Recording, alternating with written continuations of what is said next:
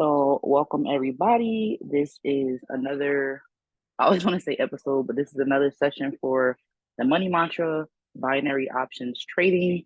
I believe this is week 3 of this particular module. On Sundays, we do traditional Forex trading, and on Tuesdays, we focus on high frequency trading. I was giving James, Ruby, and Raquel a little bit of time to show up, but since they're not here, we're going to get started because I don't want to keep you guys too long. So when we trade high frequency or binary options, the website that we use is pocketoption.com. There are different brokers that you can use. You may want to find something that just fits your style better, but I think Pocket Option is pretty user friendly and it's very, very, very easy to use. Since you guys have been in multiple classes and you've been on the last 2 sessions, I'm not going to do a basics review. Instead, I'm going to jump right into the lesson. So what we've been focusing on a lot in the last few sessions is how important it is to be able to identify liquidity and trends in the market. So we're going to dive a little bit more deeper into that because sometimes you may think that you have a great entry point and you may lose that trade because the market just takes off in the opposite direction before actually turning around again. So the way we're going to combat this, and I'm just going to hide my indicators for a second. The way we're going to combat this, whether you're doing HFX or you're doing Forex, you're going to want to set up your support and resistance across multiple time frames. So Pocket Option has all of these features. You can select your currency pair. Of course, we're going to be using Euro USD today. You can also select whether you want to look at the market in candles, bars, or Heikin-Ashi candles. Heikin-Ashi candles are pretty cool. We'll probably go over that another day. And then you can also select your time frame for how you actually, like how often you want the candles, or sometimes I call them price snapshots, to actually appear in your chart. So just to kind of get a gist of what the market is doing, instead of starting on the time frame that we want to trade on, we're just going to go a little bit higher and we're going to look at the M15, right? Now this means that these candles are forming every 15 minutes. And this market does look a little bit choppy, and we could just see that from the wicks here. But no matter what time frame you're looking at, you're always going to see candles, and you're always going to be able to identify support and resistance on that time frame. So in addition to indicators, which is the next tab, you also have your drawings tool. And this just gives you simple features like horizontal line, vertical line, Fibonacci retracement, which is extremely helpful, and a bunch of other things. So we are going to use a horizontal line. Now, whenever you click on it, it's going to just show up really thin and light green like that. I just want to change the color to black, and I want to make it a little bit thicker so that I can see it. Maybe even a 3 would be better. All right, so we're going to do that. So the resistance is, let me get my little pencil. The resistance, of course, is the area at the bottom where you see the candles have rejected at least 3 times. And the support, let me get another horizontal line.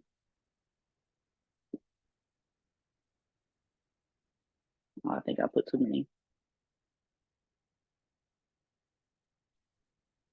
And the support is going to be at the top. And previously, I would say that you can get in at the body of the candle or the wick, but now I just feel more comfortable taking the wick into consideration because it's important. It's like a price spike, and it's the highest potential place that you could either buy or sell. Now, if you see, for example, the market has touched this line for the resistance, touch this line for the touch this line for the support, touch this line for the support, touch this line for the support, and touch this line for the support. If it's closer, like if the wicks, the lower wicks has more like repetition, you want to put your line there. And at the top, you could have put your at the top, you could have put your resistance here as well, because you pretty much want to put your support and resistance where you see the most rejections at. It'll just be the safest thing that you can do. Now, this is the 15-minute time frame. So we just want to take a mental note that that line is black. So we know what the resistance is for that time period. Now, the next thing we're going to do is you can either move down to M10, right? Or you can move down to M5. And you actually want to do this same exact thing on this time frame. So I'm going to get my horizontal line. All right, and I'm going to get two of them. But this time I'm going to change the color. Now, me personally, I just like to go with the colors of the rainbow because it's easier for me to remember the order. So of course I'm going to, I might not even need this bottom line, but of course I'm going to change this line red because that's the first color in the rainbow, right? Then we're going to make that 3 as well. So now we have our resistance on the 15, which is black. We have our resistance on the 10, which is red. And then you can also do a support line as well. If you can find a good one, you don't just want to put it anywhere. So I see, or it could be similar, right? I see some rejections here, but then I also see some up here. So I'm going to also change this line to red, and I'm also going to give it 3 pixels, right? So then, of course, we're going to go down to the 5 minute. And as you can see, as we move down the time frame, there are new levels of support and resistance that become evident or clearer for us to see. So if you guys see that as we're moving down the time frames, and we're getting closer to the time frame that we want to trade, we can see new areas of support and resistance developing. If you guys can see that, just drop some 7s in the chat. So of course, with this level, we're going to use orange. And again, it may be similar. If it's similar, that's fine. The more lines you see in a particular area, the better. So we're going to do orange. We're going to change that to 3 pixels. And we're going to do the same thing at the bottom. All right, orange, orange, 3 pixels, right? So not only is this giving us a little bit more insight into areas that we could possibly get in for a buy or sell, but it's letting us know that the next potential place that the market will go if it breaks out of our zone. So we can look at this and we can see the market was, let me just hit my pencil for a second. We can see the market was on a downtrend, right? We can see that the market had another support level down here, and this is on a 5. So we're going to change this line to orange. We're going to add an orange line. And it may seem like a lot of lines, guys, but once you do this one time, these lines will actually stay on your chart and you won't ever really have to do them again. So if you consistently trade the same pairs, you'll notice that your markups will always be there. So we even have another level of resistance here.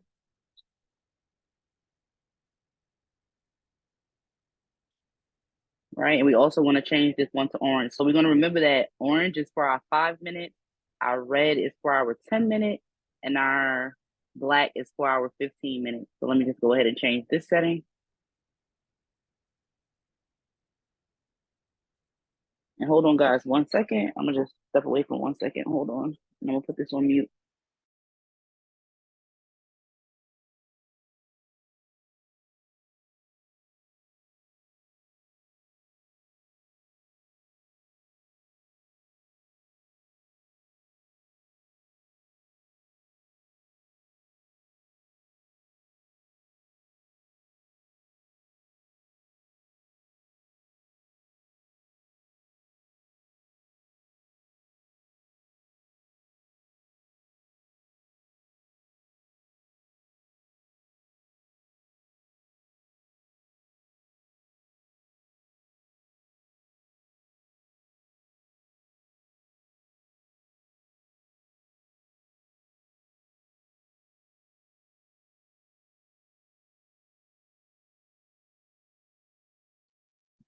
All right, guys, I'm back.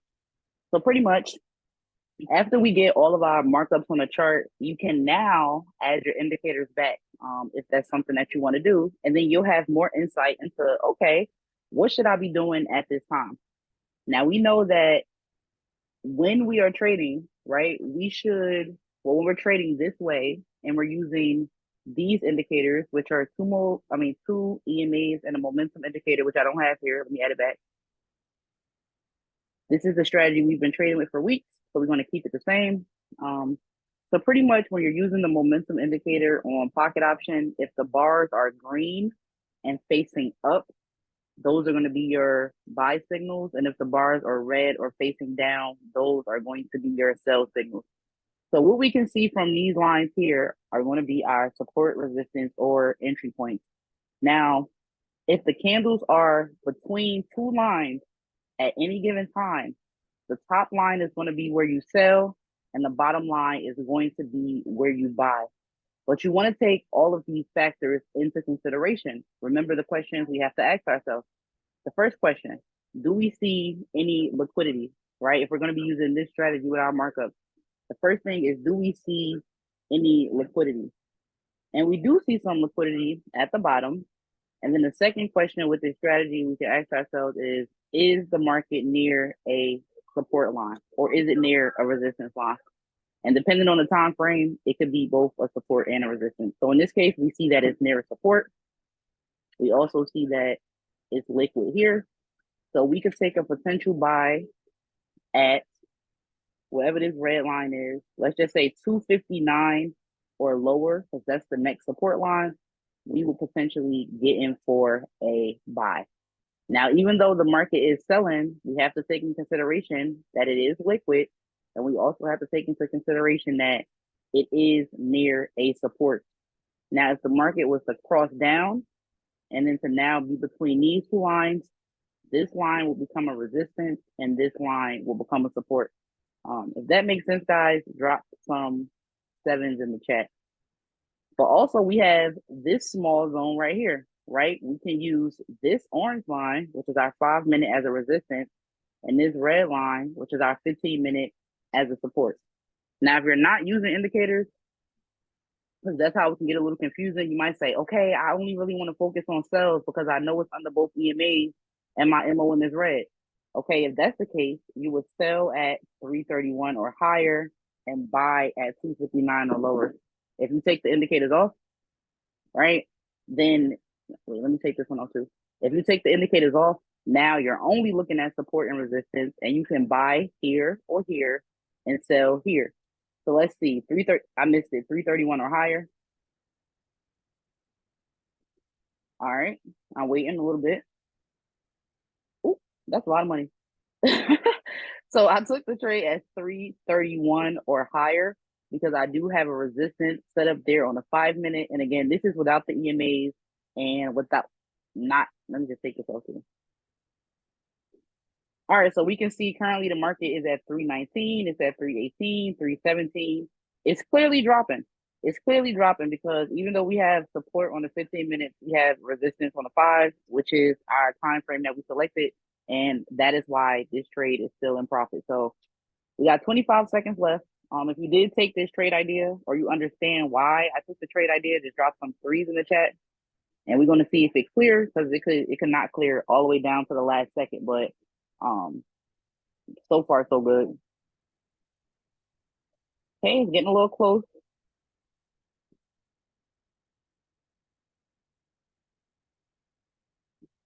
All right, so that trade it cleared. Simply just trading off of support and resistance on different time frames.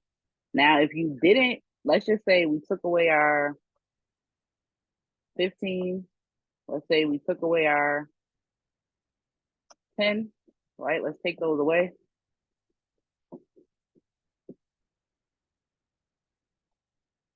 We would have probably gotten this trade wrong, because if we were only using, I don't know if I go backwards, like, let's see if I can do Control Z.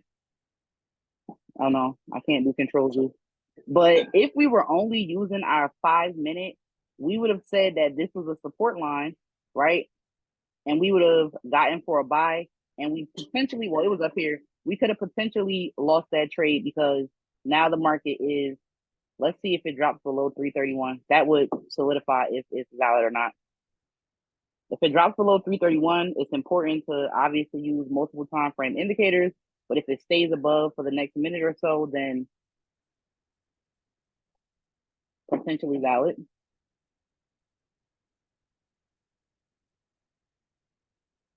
Okay, so it really could go either way, but you can also see how it can really get tricky and sticky, and you can lose.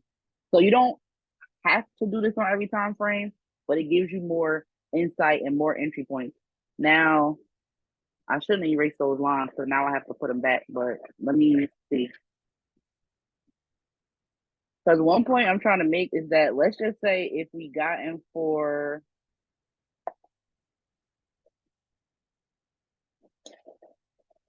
hold on, y'all. I'm trying to move this green line. So let's just say if we got in for a trade right here at this orange line, we got in for a sell at, I don't know why they don't change the numbers like they do on TradingView. Let's just say we got in for a sell at 461, but then the market decided that it wanted to, sorry, I'm getting a little confused.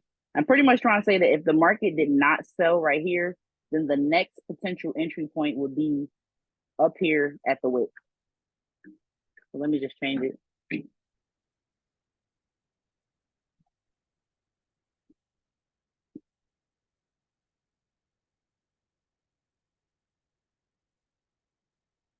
All right, so there we go. So we're gonna see what happens. We're gonna wait until the market gets to 461 or higher for a sell, but then if it goes up for a buy, we're gonna know that the next potential entry point is gonna be 535. So let's just wait for a second and let's just see what happens.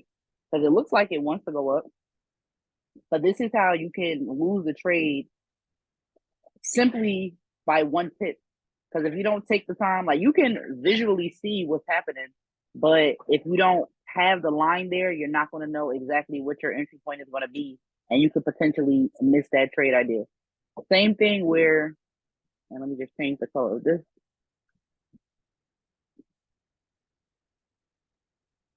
All right.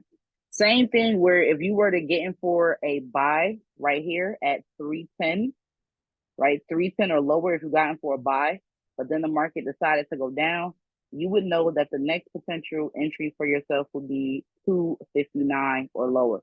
So it's important that you have these lines on your chart so you can know where the market's been and you can know where the market is going. Now, some people can trade strictly off of price action and they don't need these things here, but we can see how having them makes it so much easier to see. Now me, when I'm doing this, I only like to add, I pretty much am only analyzing as far as I can see. So you don't have to go all the way back in the past to create lines unless the market breaks out of the zone that you put and you don't understand where it's going. Then you can scroll back and be like, oh, all right, let me show y'all, for example. If I put a line right here, right,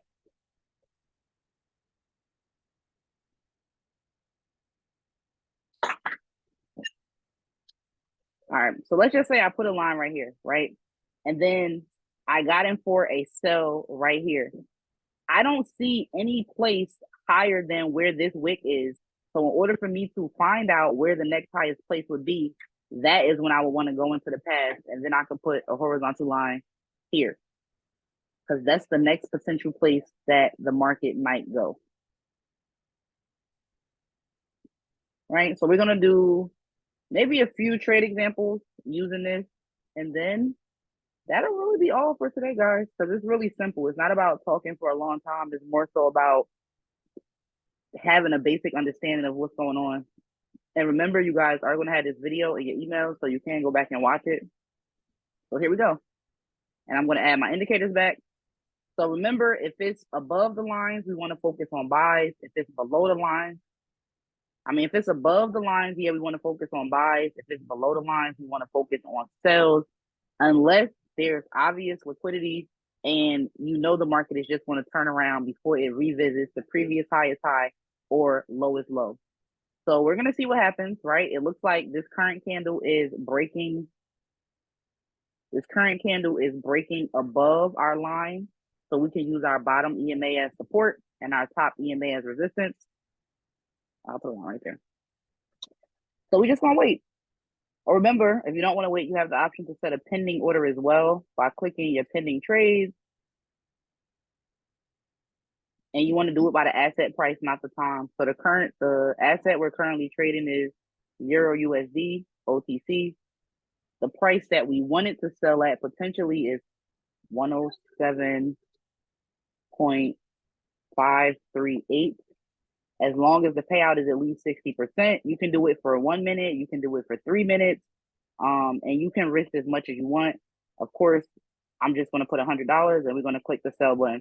Now, this will go to your pending trades area. And when the market hits that place, it's going to automatically put you in for a sell. But again, we're going to wait and we're going to see what happens. And there's some additional lines I could put as well. So I have to put a line right here for support, and only because I see these collecting the wicks right there.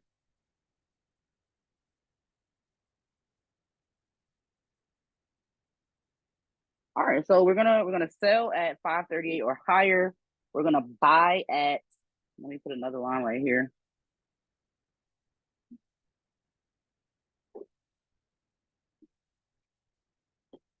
And I'm only putting one on the EMA just because it could be an area of support as well. So I'm gonna do that.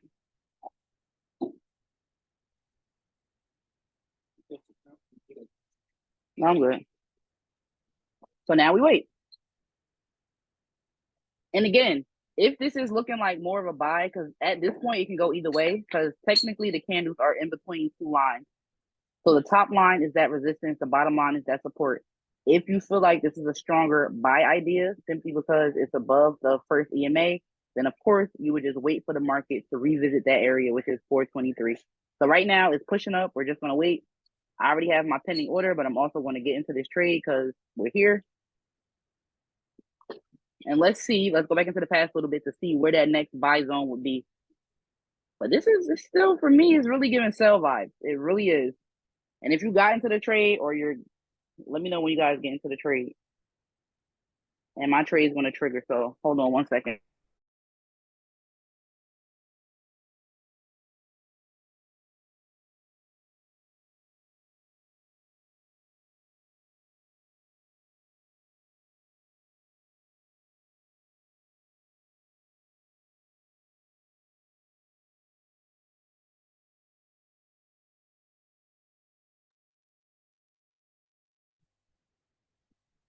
So we're just waiting. But let me know if this makes sense or if you guys have any questions so far. Because again, like any style of trading is very, very, very simple. I don't really like to teach too many indicators. Like I will teach some indicators, but sometimes when you have too much information, it could really cloud your judgment and you'll start to get confused. So right now, where we're really just trading off a trend, right? It's looking like it's going to push up above that 538. I don't know why my trade didn't trigger.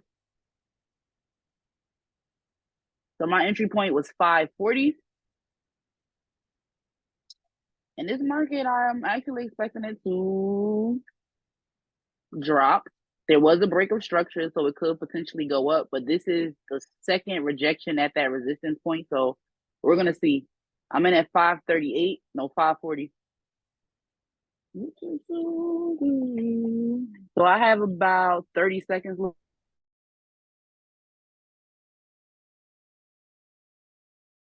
Just drop some threes in the chat and let me know if you took either the buy or the sell. As we can see, like we learned on Monday, this did have a break of structure, so it could continue to go up. If you got into a 3-minute trade, that might be even better for you. But we're gonna see what happens. We're gonna see.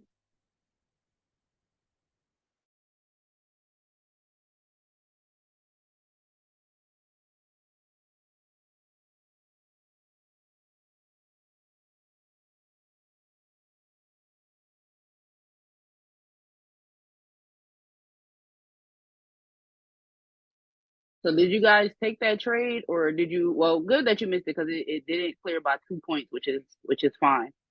So we do see that there was a break of structure. So it looks like this market could potentially buy. But again, we can't see. This is actually a perfect, you took buy during the previous candle. Okay, perfect. Because like I said, we can't really see where this market is going. So now we know, if we go back a little bit in the past, that the next place that it could potentially sell is this candle right there. So now we have a new entry point, potentially 618 for the sell, or our new support is now at 490. So we have support at 490, we have resistance at 618. But as long as we have those support and resistance lines there, that's what's going to solidify if we should take the trade or not. So let me know if you guys have any questions so far, or if you want me to do another example. I have a question. Can I go ahead?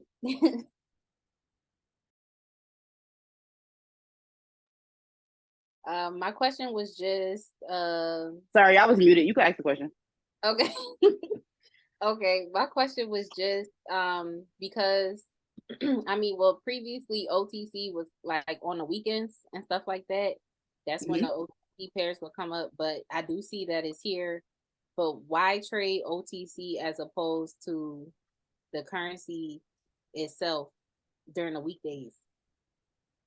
Well, before OTC, well, I don't know if all brokers did this or just Pocket Option. I don't know what licenses they got, but before OTC was, it was an unregulated market.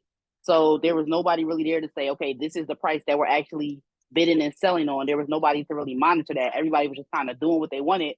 That's why the prices never really matched up, or added up. Like you would look at your scanner and you would see like 1.074. Then you would look at Pocket Option and you would see like 0.68, and it just really didn't make any sense. So now, since they started to regulate the OTC markets, the payouts are still higher, but now it just has a little bit more support and backing from, I'm not sure where Pocket Option is based. I don't know if it's Sweden or Austria or something like that, or the Netherlands, something like that. But yeah, it's now regulated, so the prices are a little bit similar and the payouts are higher. So it just benefits the trader at this point. Like every time I try to trade regular Euro USD on Pocket Option now, the payout really, we can see what it is now, but it really be like in the 50s and the 70s. So let's see what it is. See, look down here. All the regular pairs are now paying out so low, but the OTC pairs are paying higher. And we can see the regular pair for price Euro USD is 1.06499. And trying to find the OTC one.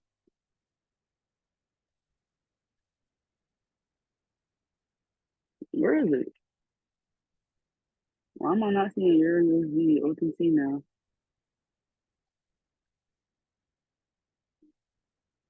I don't know, girl. If y'all seeing it like that, y'all disappeared, because I do not see it. But let me see if I can compare another one that has both. Okay, that's EuroCAD. Is 1.44192. And then